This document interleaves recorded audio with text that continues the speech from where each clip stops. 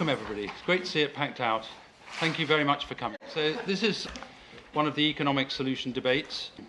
Can the UK economy survive Brexit?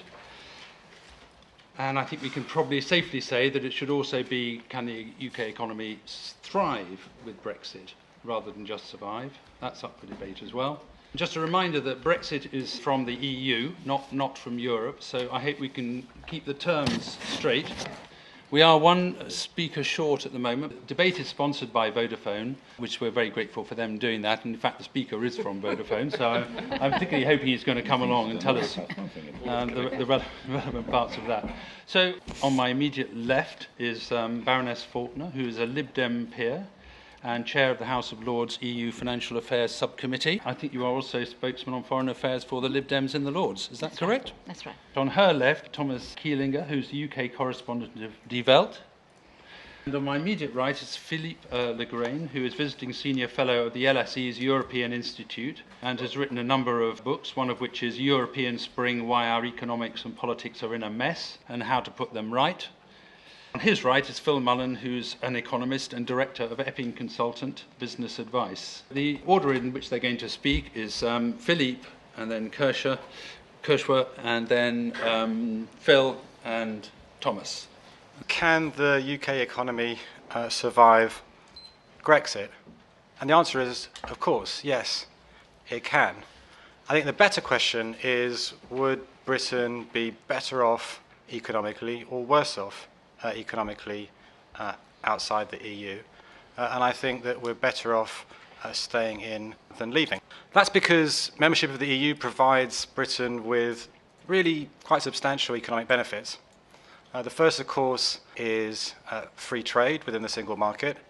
Nearly half of our trade is with the EU. And in goods, it's completely free, and in services, some of it's free and some of it's less free. Secondly, foreign direct investment. Lots of companies invest in Britain, partly because of the skills of the people who work here, partly because we've got, a good legal system and all sorts of other advantages, but also partly because we're a member of the EU, and if you invest here, you can export freely across the EU. And so you look at, for example, the British car industry, which died. Now there is a foreign-owned car industry, which employs lots of people in skilled jobs. Most of the cars that are produced are exported to the EU. The third thing, Britain is a relatively small economy globally, 3.5% of the world economy, and that's obviously going to carry on shrinking year by year as China, India, and other countries catch up. But within the EU, it's a relatively big player, especially when it's operating in alliances with like-minded countries like the Netherlands or Sweden or Denmark. It has a say in shaping the rules of the EU, and both the specific rules and the broad direction of the EU. And you can see that basically the EU has changed in a kind of British kind of direction since we joined more than 40 years ago. Following on from that is the clout that you have from being part of a big club in global negotiations. Earlier in my career, I worked at the World Trade Organization, and I know firsthand how a big player like the United States negotiates with small countries. They go in there and say, this is what we want, take it or leave it. If you're negotiating as part of the EU, you can say, no, that's not acceptable, this is what we want. And you can see on a whole host of issues that the EU and the US negotiate as equals. If the EU says that a merger can't go through, it doesn't go. A merger of American companies can't go through, it doesn't go through. If the EU says US companies aren't respecting the privacy of Europeans' data, then American companies need to comply with that. A small country on its own would not have that clout. And you can see that really firsthand, for example, in the extradition treaty which the US concluded with the UK under the previous Labour government, which was completely one-sided, even though ostensibly we're great friends and partners, because the big power dominates the small power. And in another previous job as economic advisor to the President of the European Commission, I visited China quite a bit. And the Chinese were generally pretty disparaging about Europe. It's your history, we're the future, you're the past. Particularly disparaging about bits of Europe. And the idea that somehow one relatively small bit of the world called Britain would have influence in Beijing, or more influence in Beijing outside the EU, I think is fanciful. That brings me to the last big economic benefit of the EU, which is probably the most controversial, which is the free movement of people. I think it's fantastically advantageous, both for British people to be able to work anywhere in the EU, and it's also fantastically advantageous that Britain is open to people from Spain, Portugal, Germany, Poland, other European countries who come here and do jobs that need doing, who pay more taxes than they take out in benefits, generally contribute to the economy and to society. Those are the benefits of the EU. Set against that, there are a number of costs. First of all, there is the membership of the club. You have to pay a fee for that. Britain's net contribution is £8.4 billion a year, which is a lot of money, but it's £130 per person. It's a bit more than the price of the ticket to attend this weekend. But in exchange for the price of that ticket, you get all the benefits that I've just mentioned. It's about 0.5% of UK GDP. Another cost is the common agricultural policy, basically farm subsidies and tariffs, which means that we have higher food prices than otherwise. Basically, they're subsidies to big landowners. They're particularly harmful to people in poor countries who can't export to Britain and Europe as they otherwise might be able to. Whether they would disappear if we left the EU, I'm pretty sceptical. We had farm subsidies before we joined the EU, and if you think of the influence that big landowners have over the Conservative Party, and if you think about the eco-romantic wing of the Labour Party, I probably think we would end up with farm subsidies even if we left. Last but not least is the idea that there are a whole host of regulations which the EU imposes, which would be lower if we left. In the most cases, the regulations actually provide benefits as well as costs. The worst regulations that exist in Britain are actually enacted here by the British government, if you think of like planning restrictions and stuff like that. If you look overall, according to the OECD, Britain has among the least regulated labour and product markets in the EU. So the notion that they are higher as a result of the EU, I find unconvincing. Let me just conclude by saying, of course, we don't know what arrangement would exist if Britain were to leave. I think it's hard to argue that our relationship with Europe would be on better terms than it is now. We have a fantastic deal where we are opting out of the euro, opting out of things that we don't like, and still full members economically and benefiting in that way. Thank you. Thank you very much, Philippe. Kishore. The question, I think, is slightly difficult because it implies that you should trust economics. And for those of you who still have recollection of the financial crisis of only 7 years ago, where the Queen asked at LSE the famous question of the economists that had been assembled there, why didn't any of you see this coming, makes me suggest that it's profoundly about more than just economics. It's a political judgment, and what the political judgment is about our appetite for risk. To what extent are we prepared to take a leap in the somewhat dark, and no amount of reports that will come out between now and when that referendum happens will be sufficient to really explain what will happen afterwards, because a counterfactual, we cannot know. We know what membership means. We've been there for about 50 years. We don't know what non-membership means, because the only two examples there are, Norway and Switzerland, are both so different to us. Norway has a population of about 5 million. Switzerland has a population of about 8 million. Norway is oil-rich, so its economy is hugely affected by its sovereign wealth fund and the choices it makes as such. Switzerland has a completely different economic model, economic and constitutional model, that affects it hugely. There is no blueprint. This is a tabula rasa. One thing that we do know is that Article 50 of the Lisbon Treaty, on which our Brexit, were it to happen, would be predicated, is a take-it-or-leave-it article. It doesn't provide for any kind of negotiation. All it does is give us a steer that it expects negotiations to be complete within 2 years. 2 years is a really short time frame when you're disentangling 50 years of law. So the question comes, is the UK so different from the rest of the EU that Brexit would be good for us? And this is where I think we have most level of consensus among the economists, to the extent that there is one. Philippe talked about the budget and the budget contribution.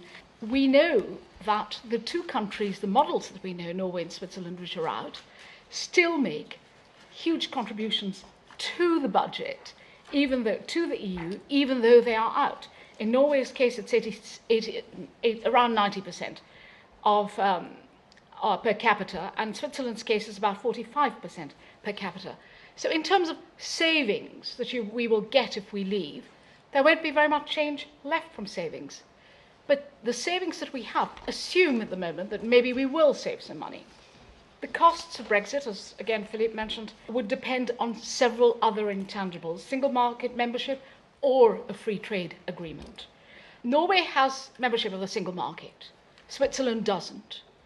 And they have very different experiences. If you talk to politicians in both countries, they implore you not to go in their direction because they pay for the price for not being at the table while decisions are imposed on them. We could have no free trade agreement whatsoever and negotiate them independently.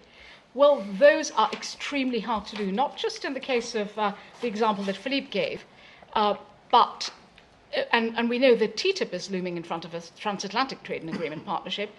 Of course, that won't depend. I mean, the idea that the UK could have some sort of agreement with the US when you have this comprehensive thing in front of us is, I think, slightly optimistic. In fact, whether TTIP goes ahead in terms of the EU or not depends really on whether Hillary Clinton gets elected to the White House, because she's now said she's decidedly against it.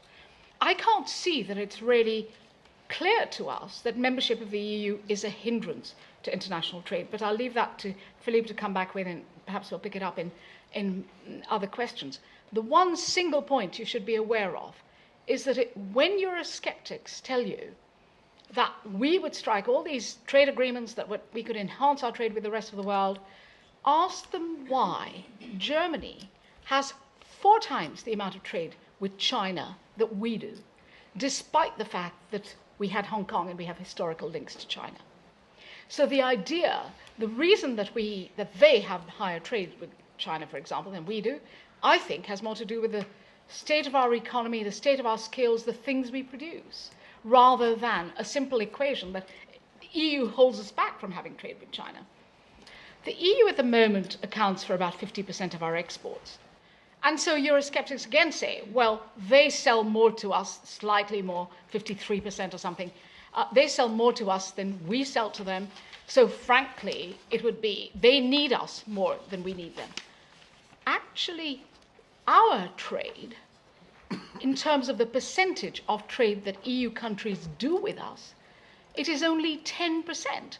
Only 10% of the EU 28's trading weight is directed towards the United Kingdom.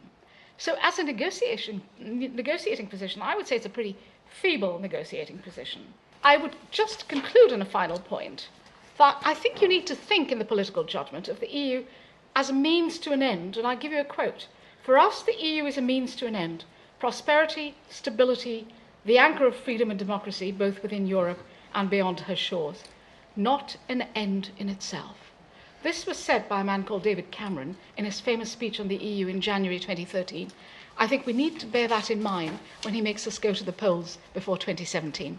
Thank you. And Phil. I agree with Philippe that the question we've been posed sets the bar pretty low. I'm going to say not only can the British economy survive leaving the EU, but I think that it will then have a much better prospect for thriving. But my case for leaving has got absolutely nothing to do, with respect to my fellow panellists, with the various estimates of the financial costs and benefits of staying or of leaving. To set expectations, there'll be a lot more of those over the next 6, 12, 18 months or whatever. I am in favour of free movement of goods, capital, labour, not just with Europe, but with the rest of the world. That's my position. But my economic case for leaving the EU is based on a democratic argument. The democratic argument, and specifically on the matter of the political accountability of economic policy. Fundamentally, the problems I'll be describing, I think, are domestic problems, but they take an external form, namely the European Union as an institution. My argument then relates, in fact, to why I think all the financial calculations on both sides of the referendum campaign are inherently flawed and meaningless. The true costs and benefits of either decision, staying in or leaving, are simply unquantifiable today because they are contingent on what happens after the referendum result. The economics of either situation, in or out, is not static or predetermined, but depends in particular on the policies that a British government would pursue. now and in the period up to the referendum and the period after the referendum. And I'm not just talking about how a British government would, if it stays in, continue to handle the challenges of being a member of the EU, or I'm not saying how it would handle exit negotiations or the establishment of these new free trade agreements that a non-EU Britain would need to enter into. I'm talking more broadly that the economy of the future is much more dependent on what sort of industrial and economic policies the government is implementing than it is on whether Britain is out of any particular trade grouping or any particular economic grouping. And it is on the question of the ability to pursue an appropriate set of economic and industrial policies, which doesn't prove, but I think well illustrates the democratic case for leaving the EU. Now, we can have very different views, and we do have very different views, I'm sure on the panel, and I'm sure in the audience, as to what are the sort of economic policies that Britain needs to get its economy moving again. Myself, I've written and argued extensively that we need a very radical, transformative type of industrial policy in order to renew the economy. But that's by the by. Any policy, to be effective, is something that requires open and extensive public discussion in society. And it requires full political accountability. If it's just an elitist decision up there to do this, do that, and we see a lot of that at the moment in terms of economic policy, if it's not something that people buy into and take part of, then it's pretty meaningless. And it is that which EU membership restricts, with the European Union, I think, epitomising a contempt for the participation of people in decision-making and the abrogation of democratic politics. Quite simply, what am I arguing is that for as long as we remain in the EU, there'll be less accountability for our policies, including our economic policies, and less scope for changing them. Whereas being outside the EU at least gives us the possibilities for fighting for the sort of policies that we need. Now, this argument for exit, therefore, is not at all, I want to stress this, it's not at all based on an assessment of particular EU policies or regulations today, or which may be introduced tomorrow. It's not a matter of anticipating what might go wrong in the future. It's not based on whether they're perceived, or I perceive them, or you perceive them as good or bad policies, but on the principle of the restoring democratic accountability for them. Today, member countries, member peoples, have lost sovereign control over a wide range of areas to appointed elites, whether it's the commissioners in Brussels or the judges in Luxembourg. These are people that national electorates cannot throw out. So, for example, when the European Court of Justice recently ruled, I think it was in September, ruled that the time spent by employees based at home travelling to and from work should be regarded as working time and therefore paid for. Now, we might think that that's a good policy or a bad policy. We might think it's fair or unfair to other workers who do have a fixed location. But the core political point is that as national citizens, there is nothing that we can do to reverse it. We can't enforce policy accountability by replacing those European Court of Justice judges. Even for Britain, which, being outside the euro, as Philippe made the point, is not today covered by the most invasive forms of Brussels intervention, the EU already influences regional funding, state aid for industry, employment rights and laws, financial regulations, policies for transport, the environment, energy, agriculture and fisheries. I agree they don't set them, I agree with Philippe, but they set the framework for them which national governments may or may not implement. But all of those areas of EU influence have a bearing on national economic policy. So the point I want to stress in ending is that this democratic argument for leaving is not about vilifying nasty Brussels technocrats and bureaucrats over there who are doing all these nasty things to us, in contrast to the nice, cuddly, friendly British politicians who are these saintly Democrats. On the contrary, the source of the problem we have, which I'm discussing, and the source of the derogation of political accountability is located in London. It's located here. It's located in Paris. It's located in Berlin. It's located in the other national capitals, not located in EU headquarters. But it is the European Union as an institution that most sharply expresses this anti-democratic trend. In a sense, I would argue that the European Union's ascendancy as a bureaucratic technocracy is enabled by, I'd even go as far as to say it's been made possible by, it's been caused by, the decay of democratic politics in the various nation states, not least in Britain.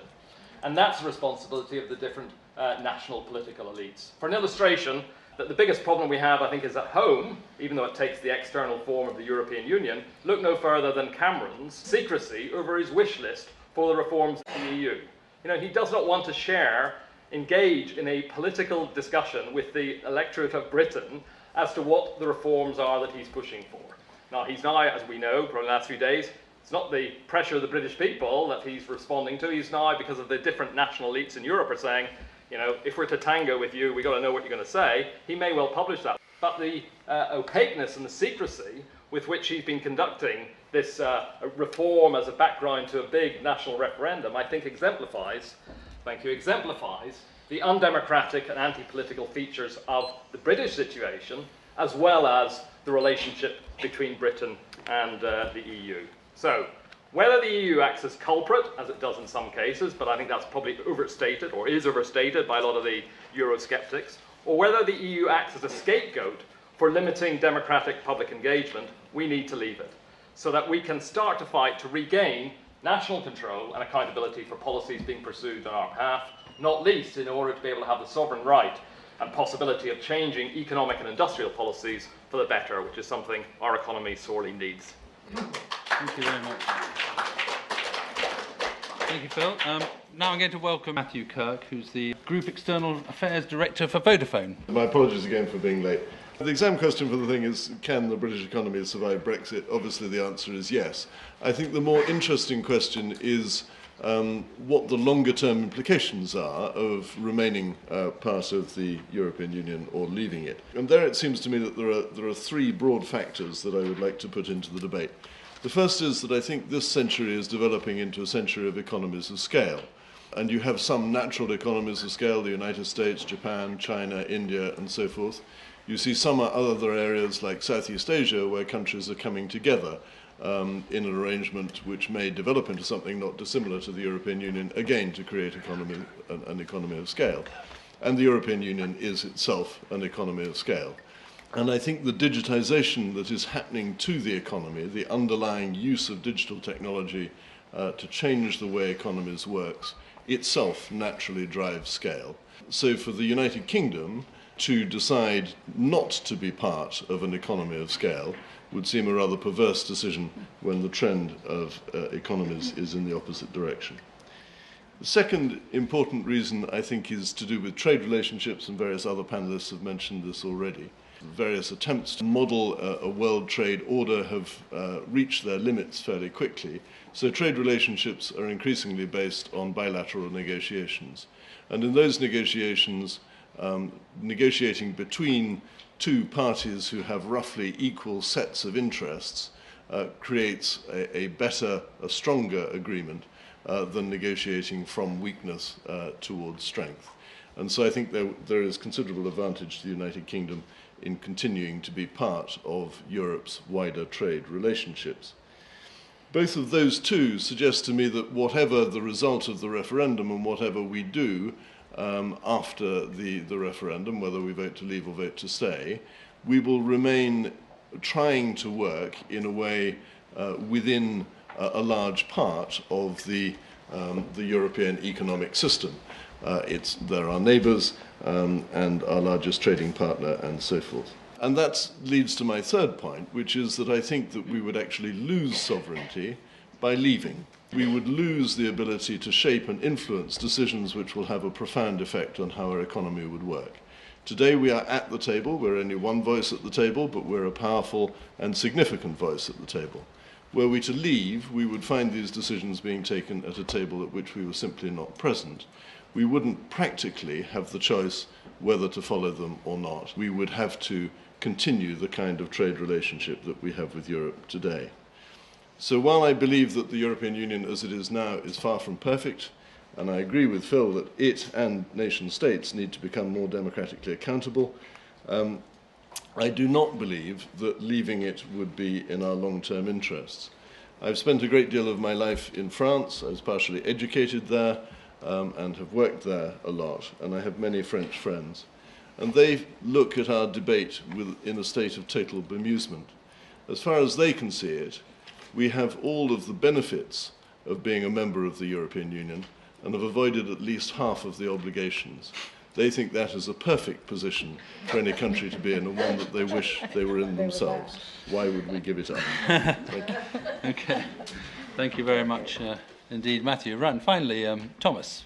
Bad position to be in, to be the last, because all the main points have been made before. In the old days of the nuclear theology, we used to call this a decapitating first strike. It leaves me with very little retaliatory forces. In addition, for someone from outside, from Germany, to speak in this debate always smacks of unwanted interference and mind your own business, you might say. So perhaps I will take the cautious route of asking questions of some of my colleague panelists here. Baroness Faulkner reminded us of the British appetite for risk. Could you just put the microphone a little nearer? This is what I... Bring it a bit nearer. What I...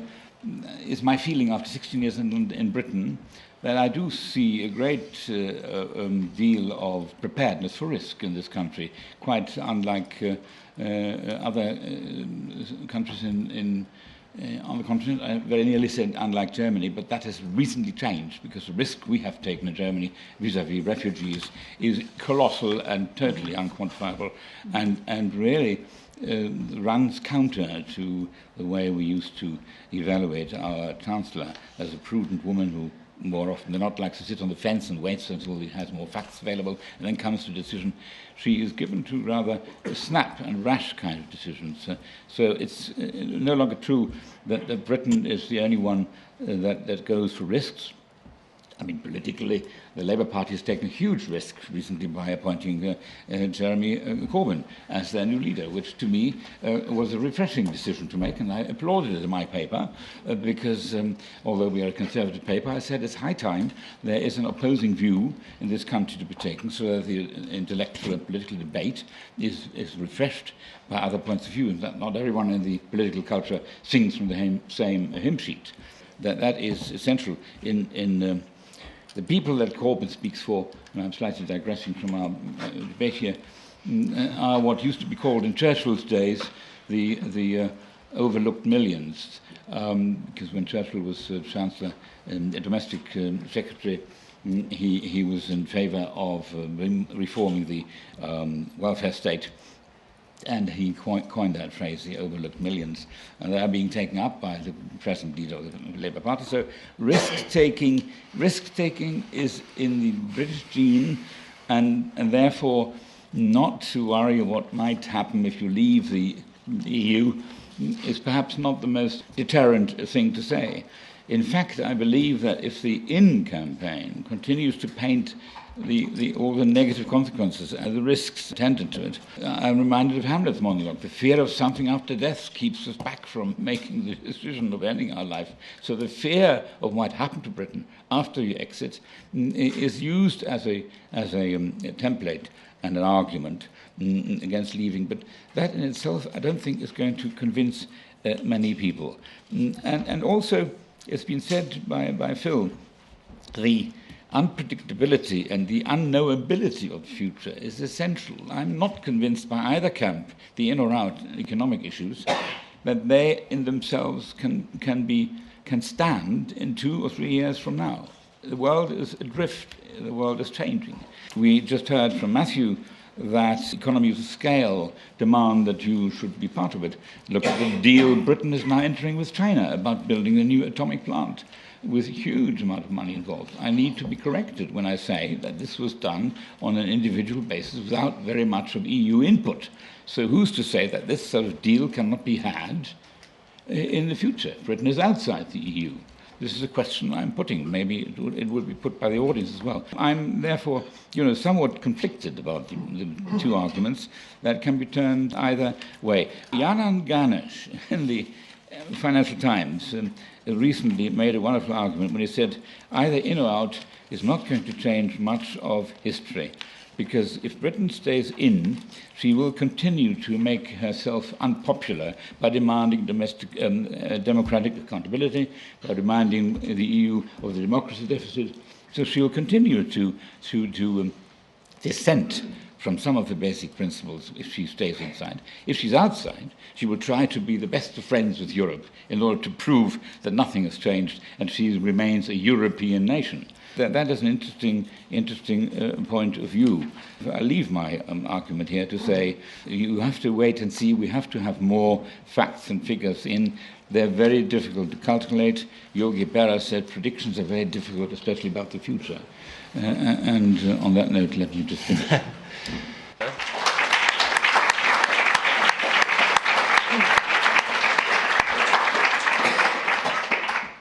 We're going to go out and ask questions. I'm just going to say one thing, which is, it surprises me that nobody on the panel has mentioned the fact that the EU as a sort of economy as a whole has been doing very badly, and trying to explain why that is the case and whether that actually affects the way we should think about ourselves. So let's just make sure we cover some of the big issues that are going to go along there. So, right, so microphones at the ready, please.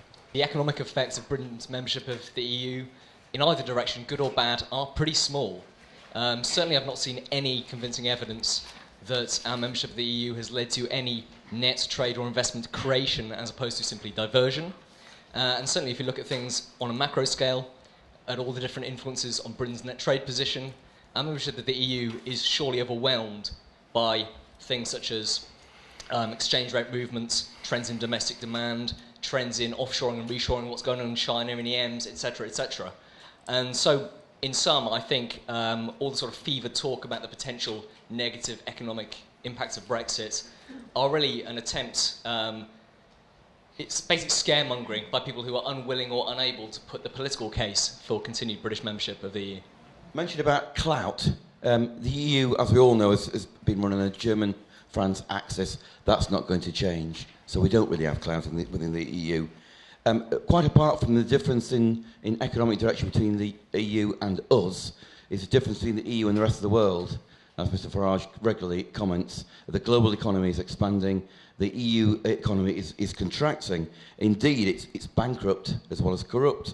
Economic tensions, as obviously demonstrated in Greece and shortly in other countries, is going to kill it alone, never mind the migration crisis that's looming. The other thing is the EU wants to destroy the city. The city provides 25% of all of the government's income. We cannot manage without it. And generally, EU red tape is hindering business. And this is no more apparent than in the prevention of strategic industrial investment. For example, look at Redcar. We need a strategic steel industry for the rest of our manufacturers. Matt, you say that there's a need for nation states to become more democratically accountable.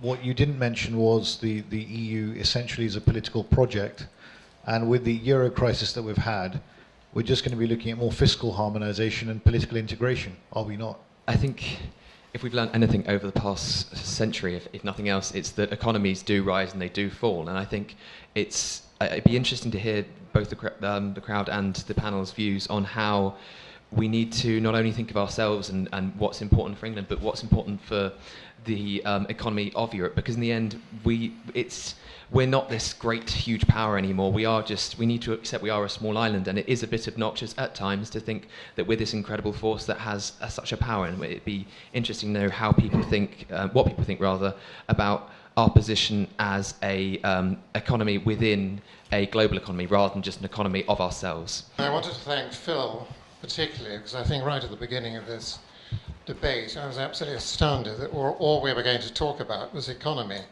And it's rather like discussing marriage and saying it's a great institution because you can have a house together and you can have a joint account, where in fact it's all about relationships, and it's to do with our relationship with Europe.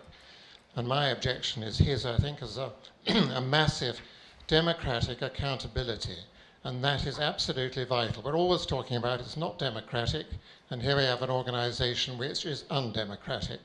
The other thing is a practical thing. With 28 members and continually saying, let's have another lot, it's completely sclerotic. It's seized, it doesn't know how to act, and this is now exposed with the migration issue.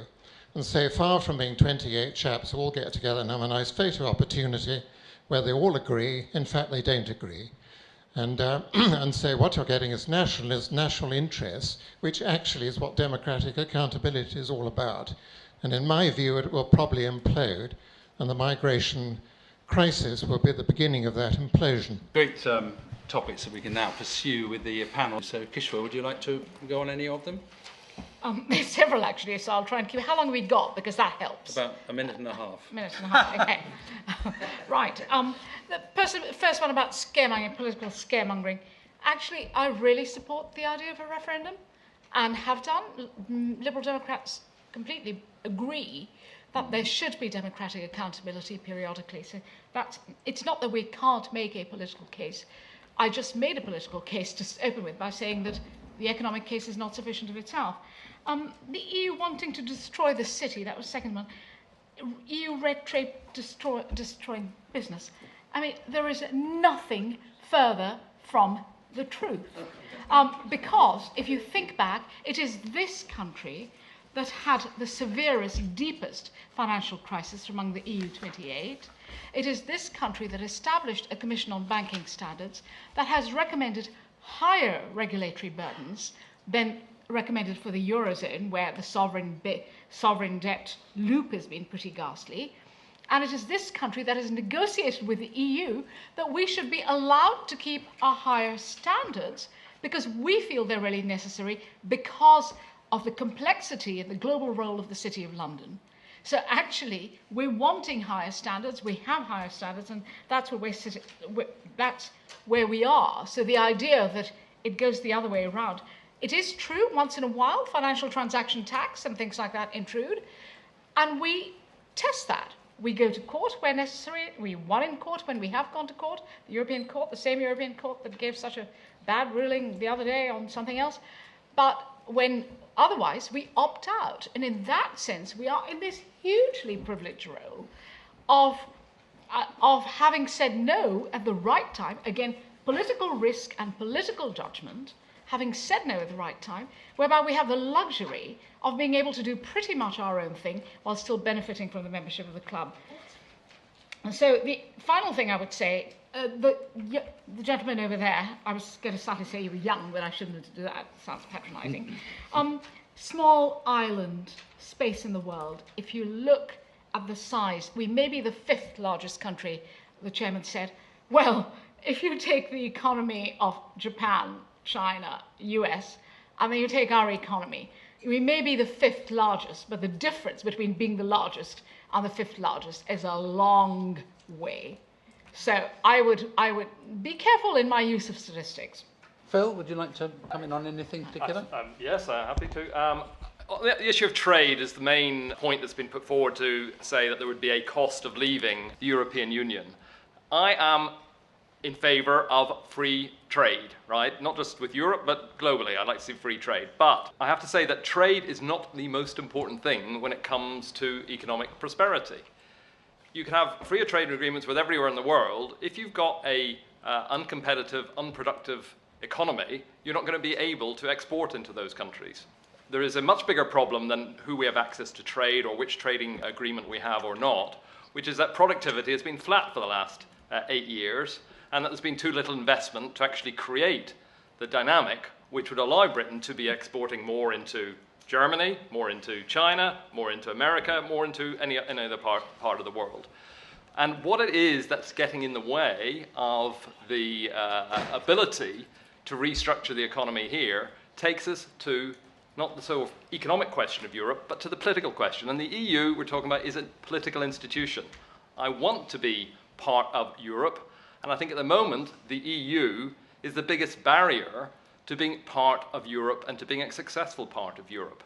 It is that which is undermining, not through external intervention. I'm not arguing there's too much regulation coming from Brussels. That's not my argument. What I'm saying is that national politicians, particularly the British elite, has been using the EU as a way of avoiding taking political responsibility for policies in general, and in particular for economic policy.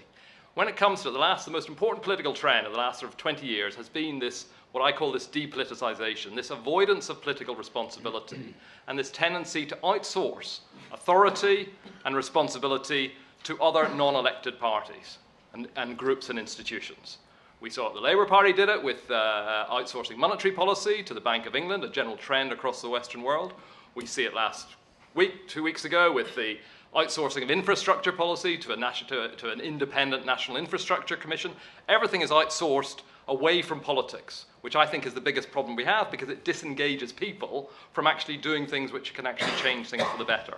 And the most extreme form of that outsourcing, which we've seen, has been to Brussels, has been precisely to say, we can't do this, or we can do that, or whatever, it's down to Brussels has told us to do that. Just to finish with an example, you raised the red car closure confirmed in the last couple of weeks.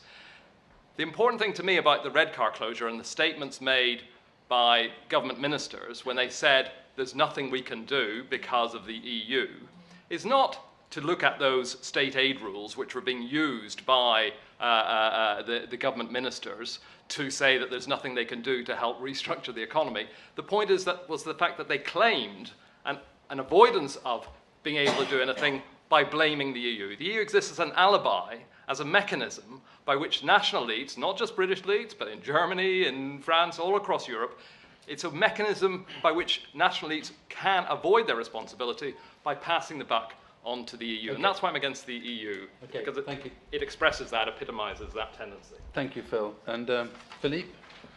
Well, most of your points, Phil, are basically a critique of Britain's economy and British policymakers. And you think that the EU is an alibi for the failings of British policymakers. Now, if your analysis is correct, why don't you think that if we left the EU, they wouldn't find another alibi? Exactly. What mechanism do you think is going to bring about the change you think is desirable and necessary? I agree with some of the points that you make. I think that we need more democratic accountability in Britain. We need more democratic accountability in the EU. The EU itself needs reform.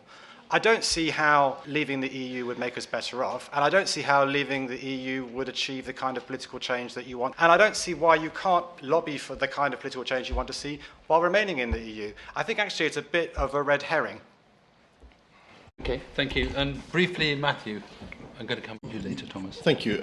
If I could quickly address three of the points that came from the floor. First of all, the migration crisis, and I'd agree that neither this country nor the EU has handled the migration crisis particularly well.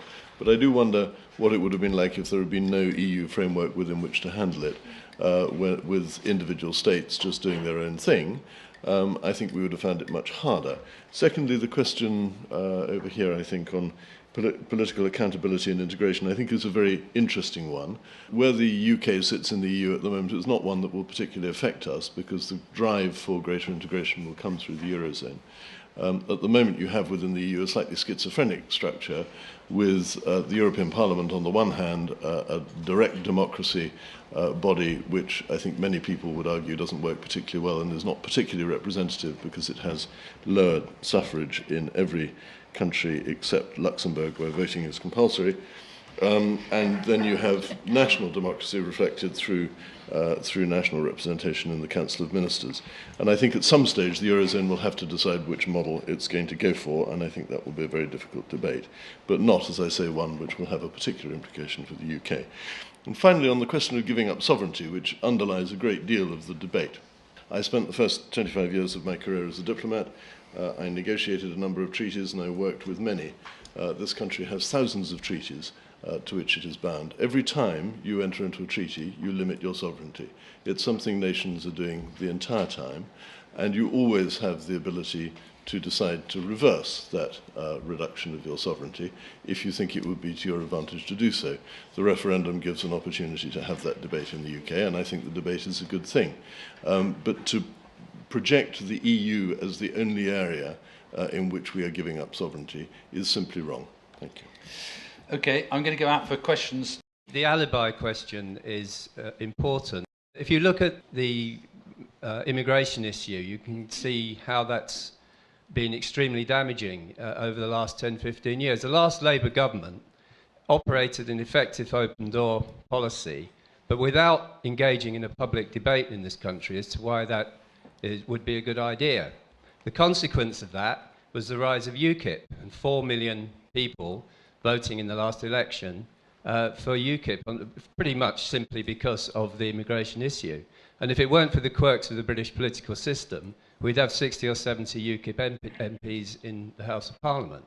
And it isn't simply about the consequence in terms of the rise of populist movements, which are happening all over Europe, but the centrifugal character now of the EU, that as the centre, the people who are committed to ever closer union become more and more convinced. They're throwing away and repelling larger and larger numbers of people from the concept of a united Europe itself. It's extremely damaging and over the long term, and I fear that Germany is only just about to begin to experience that process themselves, because the same thing happened there, is that policy of effective open door to refugees was not something which was not an argument that had been won with the German people. And similarly, the EU's imposition of refugee quotas on unwilling East European countries is also going to have unfortunate political consequences. So, you can't separate the economics from the politics in this. If you have an unstable political union, an unpopular political union, a resentful and sullen population of Europeans, you cannot have an effective economic union. Thank you very much. If TTIP negotiations were to succeed and Brexit happened, what negotiating power do you think the UK will have to form a similar deal with the US? And what would the cost be of being left out of the TTIP? Thank you. How useful a referendum would be in choosing whether the UK leaves the EU or England leaves the EU, considering how this is a highly emotional issue, sort of which the public might view in a quite short-term view and not consider the long-term complex issues behind it. You have to come to a few more debates like this, aren't they? The EU has not produced its accounts in over 20 years. We joined a Hanseatic League, not the Fourth Reich, and I have found a reference to the EU in Mein Kampf. There are over 100,000 pages of regulations out of the EU, of which Norway only has to follow a few. But the EU extends its interference beyond trade. It interferes in daily life, in local councils, in vacuum cleaners, and stops us vaccinating cattle. The free movement of people, my friends and relations of different nationalities, never had a problem. Jobs never affected my work in defence and telecoms, but I can't run a company under EU regs.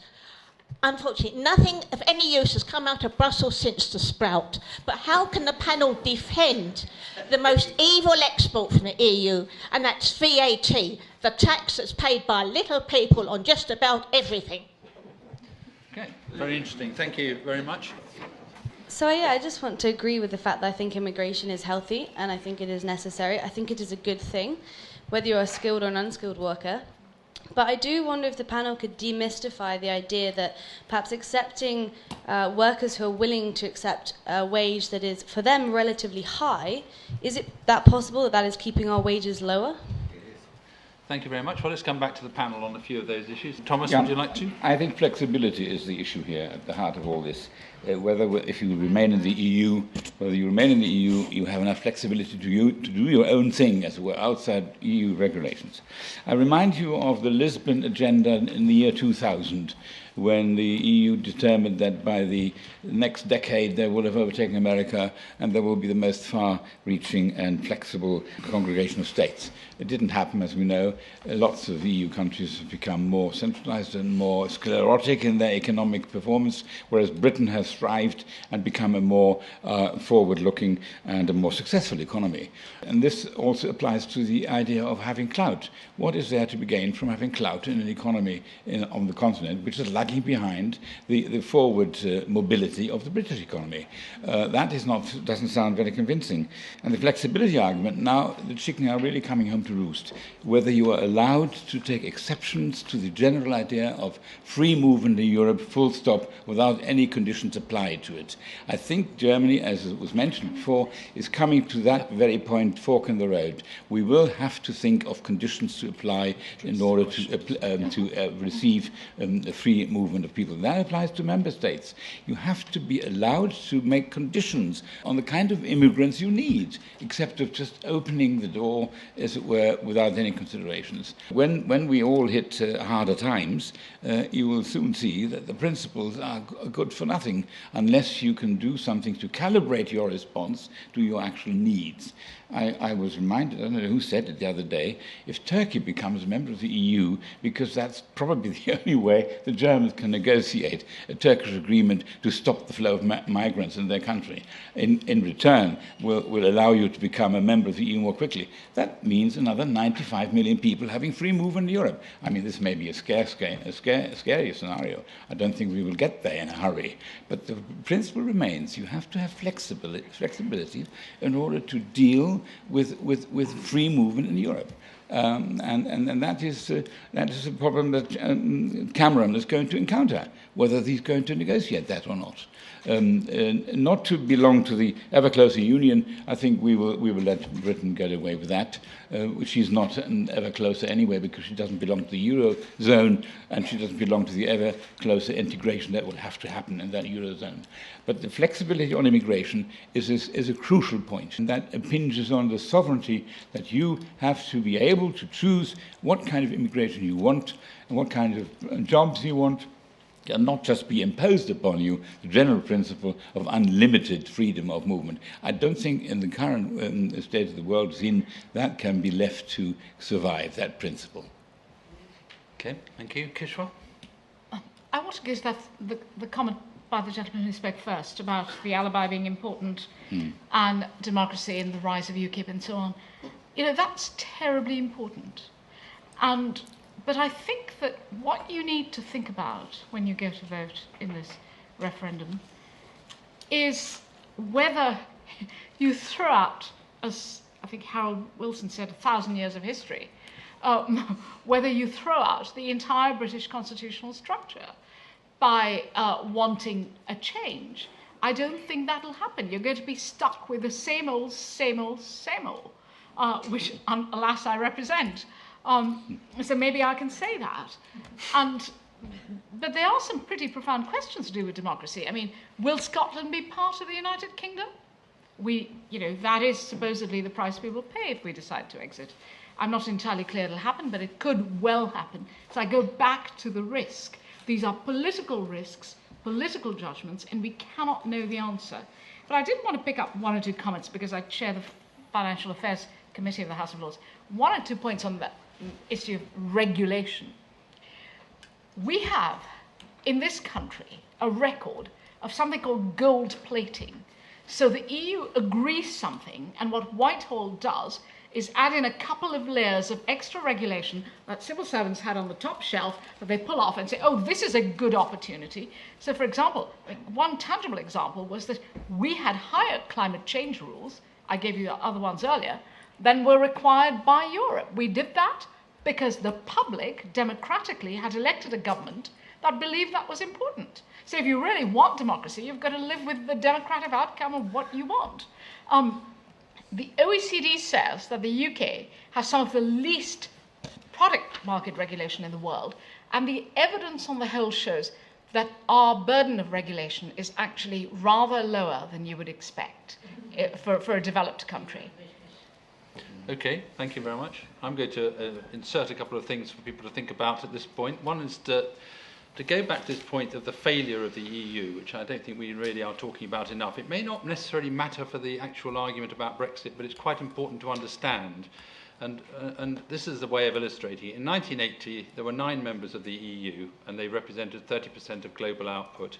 In 2015, there are 28, and they represent 17% of global output. Just to give a flavour of what's happened over the last 30 or 40 years. And it's possible that our focus was originally on the EU for good reason, and maybe one of the arguments will be that we should look at the opportunities in these small, I emphasise, countries doing quite well, Far East, in other places. They're not all big countries, so I throw that in. And the second thing, on the reform point, so people have mentioned reform is necessary. Philippe mentioned it. He's going to come back on it, I know, because I'm going to say what they are, because it's not a secret what the reform agenda of the Tory government is. They have said, and he said this in his Bloomberg speech, competitiveness and regulation, that's economic, that's got to change, he said. And then that's on the agenda to discuss. Sovereignty and competences, which is the degree to which we make our own decisions, obviously. New and clearer relationship with the Eurozone, clearly has got to be a change at some point, if not now, some point.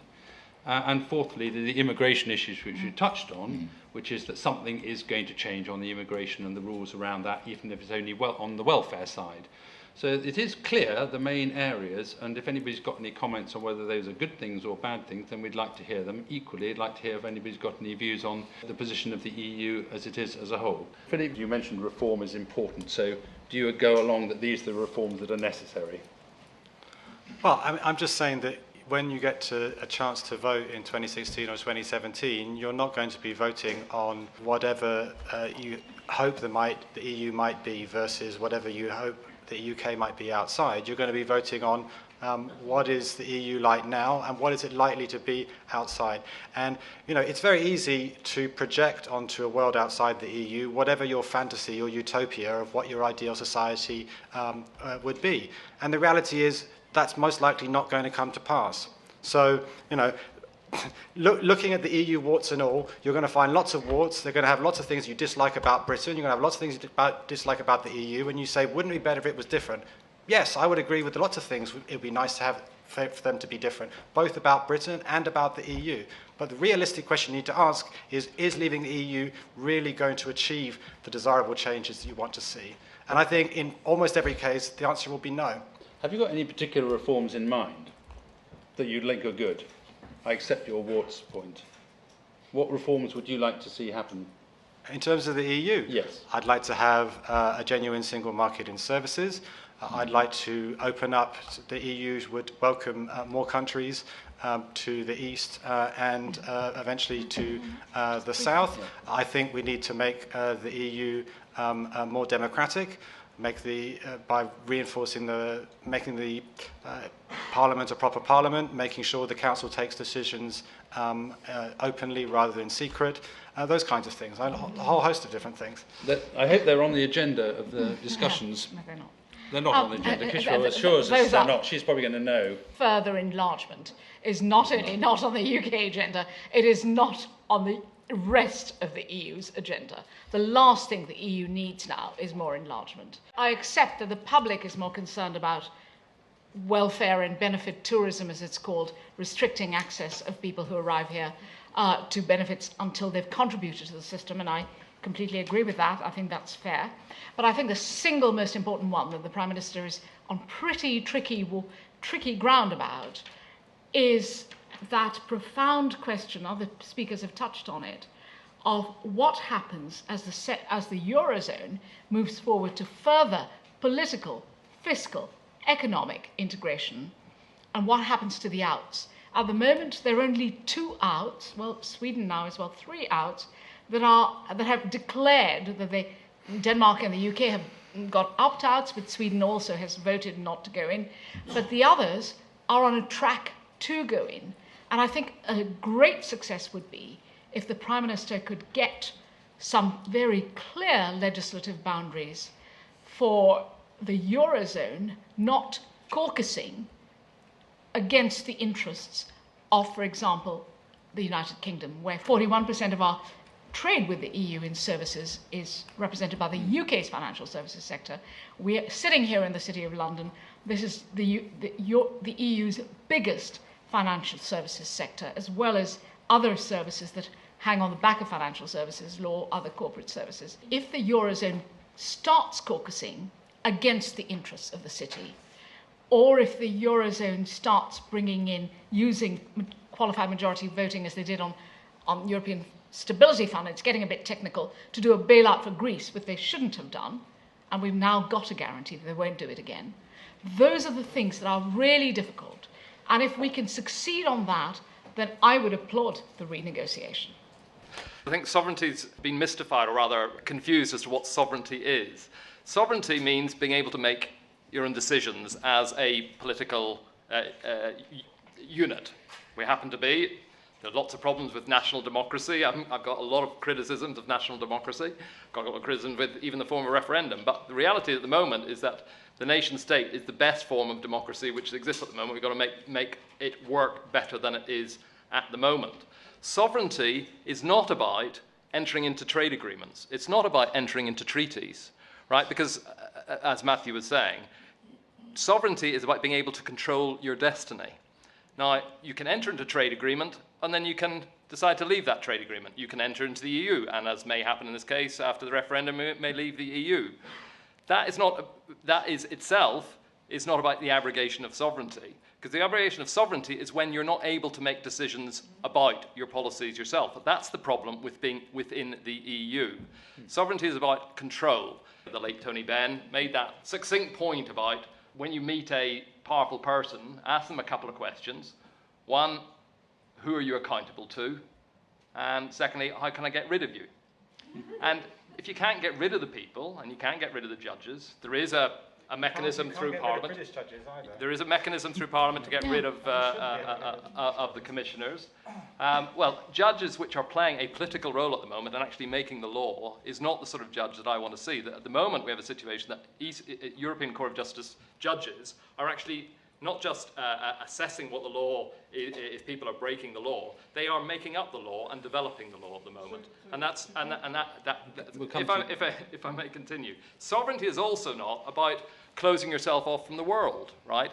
Sovereignty is about making decisions about what your relationship to the rest of the world is. Sovereignty is not inconsistent with free borders for migrants or free borders for trade. I'm in favour of both. I'm in favour of both winning back, securing back sovereignty for people in this nation and in other nations to be able to make decisions themselves. I will argue that those decisions should be about opening the borders, that those decisions should be about arguing for free trade and all sorts of other things. But sovereignty then is what, to me, is the issue of not being able to get rid of people and not being able to get rid of the people who are making decisions about our life. From that, I'm grateful for Philippe for raising the point that he thinks I'm arguing a red herring. Of course, I'm not arguing that simply a no vote in the referendum is going to resolve all the problems of the lack of democratic accountability in Britain. Of course not. What I'm saying, and what I think in your good intentions to reform the EU in a democratic direction, I think what you underestimate is the extent to which the EU exemplifies, entrenches the anti-democratic trend. It's not something which is moving in the right direction, right? Every opportunity, the EU elite expresses their contempt for people. Look at the parliamentary elections last year. When the parliamentary elections last year took place, the discussion from the Euro elite was about why did so many stupid people vote for the National Front, Front National, or so many stupid people vote for UKIP and so on. Okay. So the point about the direction of change, I respect that you want to see a reform, but the institutionalization of anti-democracy in the EU is what makes it a suitable focus for fighting to restore democracy through arguing against this institution. And that's a way of actually making the case and developing the case to be able to create democracy, not just in Britain, but across Europe. Okay, thank you very much. Well, we'll come back to the other members of the panel, but first I want to go out. I think any kind of meaningful reform of the EU would mean no EU, because those are the kind of things I object to. I just don't see the European Parliament as even being like a pretend democratic institution. It's not even a beard or a merkin, you know. It's not covering or doing anything. Nobody votes for it and nobody likes it. All the decisions that are made in Europe are not really made by the European Parliament. They just rubber stamp them. So if you have basically some unelected officials, elites from all of the different countries with a basically different view of how Europe should go to what people in England and Scotland, Ireland, Wales have, then I do not see why should we want to be part of that particular project. I think it would be lovely to have a completely open Europe where we're all together. Absolutely lovely. But I see the European Union as one of the biggest barriers towards that. It's the thing that Europe at the moment to most British people is not something that they're part of. I know that younger people feel very, very much different to all the older people. But nobody just really wants to get involved at all in the monetary or political union that is going to come as a result of the monetary union that they've got. You can see the problems that they have when they don't unify and do all things all together. They can't agree with each other. I am a very left-wing kind of English person who just does not want to be involved with any of that. Perhaps it's a generational thing, but the youngsters all seem to believe that by somehow being in a really undemocratic European Union, we are marching towards something progressive, that it will somehow reform itself. It's absolutely not going to. Look how much more powerful it gets every time something goes wrong. If this was any kind of democratic or any kind of organisation that took any notice of what anyone else says at all, something that went that wrong that much, everyone would have been fired. Instead, they just get only more powerful. Okay, thank you. When we are talking about free movement, we are talking about tourism and about people that are paying taxes in the UK, but we are forgetting about all the sharing knowledge we will lose and all the talent we were left behind. Like in my case, I'm part of a master program sponsored by the European Union. We are 75 people that came from all over the world, and we studied 1 year in Denmark and 1 year in the UK. And guess what? The people from the UA pay half of the fees. We pay 400 euros for studying in the best university in UK. We also have several benefits. We have a grant, and we don't have to deal with visa problems. And unfortunately, some people from my program, from China, Morocco, Russia, they couldn't make it this year because they have some barriers because of the visa. So imagine, now it's hard. Imagine if you are out of the European Union, all the talent you were left behind. For the last 70 years, there hasn't been a major land war in Europe. That is the longest consecutive period of time in the whole of history, and you can go back 5,000 years. 70 years, the longest period of time without a major land war in Europe. And for the vast majority of that time, the European project has been in existence in some form or other. And there is a strong reason to suggest that those two facts are connected. And the point I want to make is, in a sense, a slight reversal. It is not, would Britain be better off after Brexit, but would Europe be better off after Brexit? And what would the impact be on the European situation as a whole? Because whatever we think about the British situation, I think it is in our interests that Europe is a strong place. And I think part of our thinking about a referendum in Britain should be not only its impact on Britain, but its impact on Europe.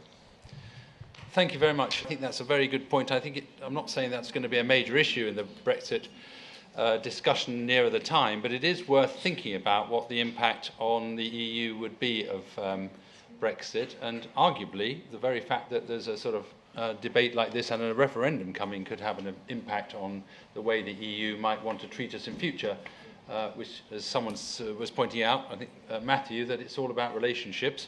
They may not be quite so good after that if you have these sort of rows, should we say. So I'm going to come back to the panel. Matthew, do you want to pick up anything that's gone on recently? Thank you. 3 very quick points. First of all, the interesting question we were asked a while ago about immigration and low wages, which I think is a really interesting and very difficult topic to get to the bottom of. I think there are many things that put pressure on wages. Competition within an economy does. Immigrants who have lower expectations of wages can do too. So does globalization, and so does the ability to move where work is done around the world, and to move some aspects of work to lower wage economies. To me, the right answer to this, which I think is one that every European country could do an awful lot better, is not so much to try to reduce the pressure on wages, but to try to raise the level of skills. The higher skills you have, the higher wages you can command. And there is no doubt that the sort of work that higher skilled labour does is also safer, cleaner, and so forth. So you move your economy into a higher plane. I wanted also to touch very quickly on 2 other things. One, Peter, was your comment about the decline in relative strength of the EU economy. This has been very largely brought out by hundreds of millions of people in China and India being brought out of absolute poverty, which I would say is a very good thing indeed for them, for the world, and for Europe, because it expands the markets that we can address. So I'm all in favour of people in the rest of the world getting richer, even if that means that Europe relatively is poorer. And finally, Phil's points on sovereignty. My point about sovereignty was a very simple one, that every time you enter into a treaty, you constrain your sovereignty in some way. That's what treaties do. And the treaties in the European Union are no different to any other treaties. In 1389, we entered a treaty with Portugal, which is still in force, which constrains some of the things that we can do in our relationship with Portugal, including invading it. Now, you might argue that's a very good thing. I would say it is, and that's probably why the treaty is still in force. But every treaty, including now the European Union Treaty, it was rather rare in not having exit provisions, but it does now have exit provisions. So every treaty has the ability for you to take back your sovereignty. So there isn't something unique about the European Union in removing sovereignty. That was my point. Every treaty does. If you look at the way that the NATO treaty constrains our sovereignty and constrains us to take some of the most difficult decisions that you can take, decisions to send soldiers to fight and die, in Article 5 of the NATO treaty. If you look at Chapter 7 of the United Nations Charter and the way in which that constrains the international behavior of states, these can be very profound things. They're entered into, ratified by parliaments, and in most cases you can withdraw from them. The question is, what are the implications of withdrawing from it? Your sovereignty is always retrievable, but a voluntary constraining of sovereignty is a necessary part of international relations. Okay. Thank you very much. Very last comments now we're into. Thomas, do you want anything to round up? Yeah, this issue about what has kept the peace in Europe, I totally agree with this gentleman's argument, except to say it's only half the story. The other half is NATO. The reason why we've kept the peace in Europe and been able to deter the old Soviet Union, now Russia, has been because America was present on our soils and guaranteed the atomic sort of coverage through it. The Europeans would have been daft to, after 2 world wars, to think of ever being at each other's throats again. Now that we have recovered our strengths, we might think there might be new conflicts. But the basic lack of a conflict or absence of a conflict has been due to the fact that, as Lord Ismay once famously said in 1949, the reason for NATO was to keep the Americans in, the Russians out, and the Germans down. Now, that has not quite worked out to our benefit and everyone else's, but NATO is an essential part. But the peace argument has, I think, somewhat run its course, because we are engaged in peaceful activity, but that doesn't solve our issue. We need to feel we have enough flexibility to look after our own good. And that's the point that I'm trying to make, and that I haven't been quite convinced by the argument that it will safeguard the flexibility, more flexibility than Britain needs. She can do her own. I don't believe also that all the companies and international companies will relocate once Britain leaves the EU. There's been no argument to be made for that. And I'm thinking that unlike what you said quite convincingly and eloquently about the relationship with the Central European Euro member states, I do believe that migration is an essential aspect, and I think a lot of it rides on how you solve this and how Cameron gets away from the negotiating table in receiving enough individual flexibility for Britain. Thank you very much. Philippe, we'll come back on. Anything? Yeah, first on democracy. I mean, I think both Britain and the EU need to be more democratic. But there's a model of a country within the EU which is much more democratic, which shows that it's not the EU that's the constraint, and that's Sweden. You see that Swedish ministers are much more open and accountable for the decisions they take in Brussels. You see that the Europe Committee in the Swedish Parliament holds to account what they do much more effectively than our own Parliament does. You see that the democratic system in Sweden in general operates in a much more open and transparent and accountable way than our own does, which tells you that the real flaws that you identify, Phil, lie in Britain, not primarily in Europe. Secondly, the gentleman over there who talked about barriers to openness. I mean, again, I agree the EU could be much more open. But far from being a barrier to open, it is spread openness. It's thanks to the EU that we had the deregulation of air travel, which gave us EasyJet and Ryanair, which means that suddenly going abroad has been democratized. It's thanks to the EU that we have freedom of movement from Lithuania to Liverpool and from London to Lisbon. And what a fantastic thing that is. It's thanks to the EU that we have the Erasmus programme so that British students and foreign students can go study abroad. So British people can go work abroad. So British pensioners can go retire in Spain and benefit from free healthcare. And think a bit about what the potential consequences of leaving might be. there will be a second referendum in Scotland, and it's quite probable that Scotland would vote to leave. There would certainly be an external EU border between Northern Ireland and the Republic of Ireland, which many people in Ireland find profoundly worrying. If there is a vote to leave, it will not be a vote in favour of people like Phil. It will be a vote in favour primarily of people like Nigel Farage, which means actually it will be a vote primarily for pulling up the drawbridge, for closing the borders, for saying, stop the world, I want to get off. And that's something that I want no part of. I agree with Philippe. The problems are mainly, the anti-democratic trends that we're seeing are mainly national. And of course, there are different ways in which countries can negotiate those democratic deficiencies. My argument is that the EU institutionalizes that. My argument is the EU is the main form in which the anti-democratic tendencies are expressed. And it's not the case, to reiterate, that leaving the EU will solve everything, will solve democratic accountability, will create, the world that me and Philippe both want to see of open borders.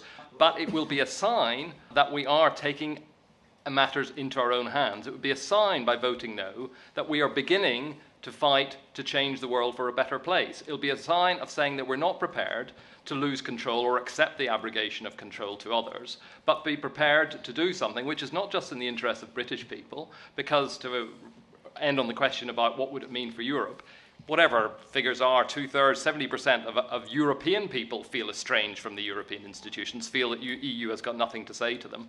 Europeans as well, across the whole, or Europeans within the EU, could take that lead as well from a decision by the British people to vote to leave. A vote to leave then would be a sign of people standing up and beginning to fight again for democracy, not just in Britain, but across Europe, and that would be a progressive thing for Europe as well. And you got the last word, Kishwa.